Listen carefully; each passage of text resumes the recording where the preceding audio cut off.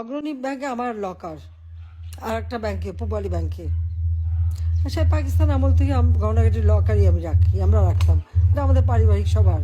1981 সালে আমি যখন ফিরে আসি, জিয়াউর রহমান যখন বেঁচে ছিল আমাকে কিন্তু 32 নম্বরে ঢুকতে দেয়নি। জিয়া যখন নিহত হলো, এরপরে সাত্তার সরকার অর্থাৎ বিএনপি সরকার ক্ষমতায় 12ই জুন 32 নম্বর আমার কাছে হস্তান্তর করবে। ধুলাবাড়ি ময়লা সমস্ত ভরা জায়গা, রক্তের দাগ সব ওখানে। আমার কাছ থেকে সই করালো 72 পাতা।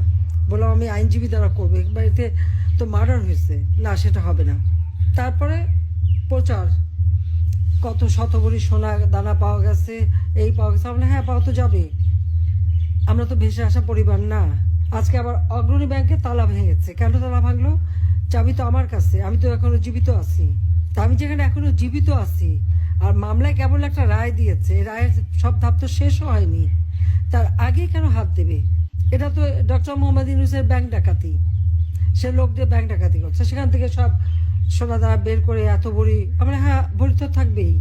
সেখানে আমার দাদি, নানি, আমার মা, কামালের বিয়ে হয়েছে, কামালের বউয়ের গহনা, জামালের বউয়ের গহনা, এমনকি পুতুলের বিয়ের পরে তার কিছু গহনা সবই তো ওখানে রাখা ছিল। তা আমাদের তো ছিল গহনা, আমরা তো অস্বীকার করি না।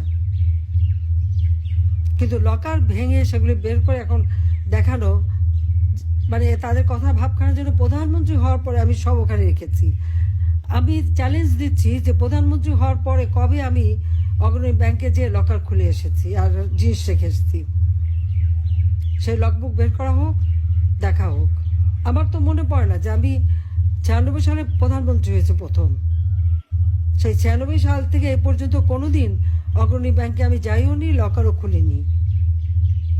কারণ এগুলি পারিবারিকভাবে যা ছিল সব আমি রেখে দিয়েছিলাম ওইভাবেই। আমার 2টা লকার ওখানে রাখা আছে। সেখানে যে জিনিসগুলি, এই যারা আমার বাবাকে হত্যার পর এই বাড়ির সমস্ত জিনিস তারা একটা ইনভেন্টরি লিস্ট তৈরি করে, ওই লিস্টে যেগুলি তারা ভ্যালুয়েবল জিনিস মনে করেছে সেগুলি সব সিল করে বাক্স আমাকে দিয়ে দিয়েছিল।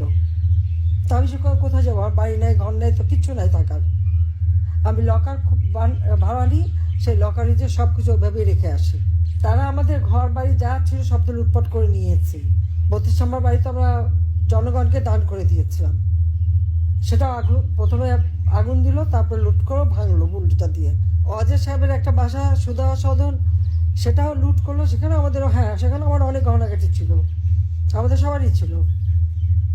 সেগুলিও লুটপাট, কাগজপত্র যা কিছু ছিল সব শেষ। তারপর আগুনও দিল। গণভবন সব তো আমরা সব ফেলে দিয়েই তো চলে এসেছি। তো সেই গহনাগাটিগুলি দেখায় না কেন? সেগুলি কার পকেটে গেল?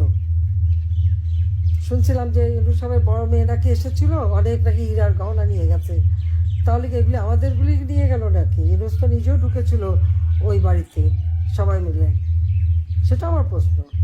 কিন্তু একটা লকার ভাঙতে গেলে, যে এখানে আমি এখনো জীবিত, চাবি আমার কাছে, পারমিশন ছাড়া এই লকারটা ভাঙে কিভাবে? আমাদের পারিবারিক একটা ঐতিহ্য আছে এবং আমাদের অবশ্যই পারিবারিক সমস্ত সম্পদ নিশ্চয়ই ছিল, আছে। আমার নানির যত গহনাগাটি ছিল, এখন ওখানে সে গহনাগুলি দেখাক, অনেক পুরোনো আমলের গহনা।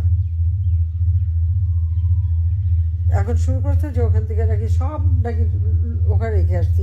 সেখানে আমি সবাই দেশবাসীকে আপনাদের মাঝেই বলতে চাই, লাস্ট কবে গেছে আমি লকার খুলেছি আর কবে কি রেখেছি। ব্যাংকে কিন্তু ওগুলো হিসাব থাকে, সেটা দেখে যেন কথা বলে। তারা একের পর এক বাবা মা ভাই সব কেড়ে নিয়েছে, বাড়িঘর তাও নিয়ে নিয়েছে। নিয়ে যাক, ওগুলি ফকিরের দল।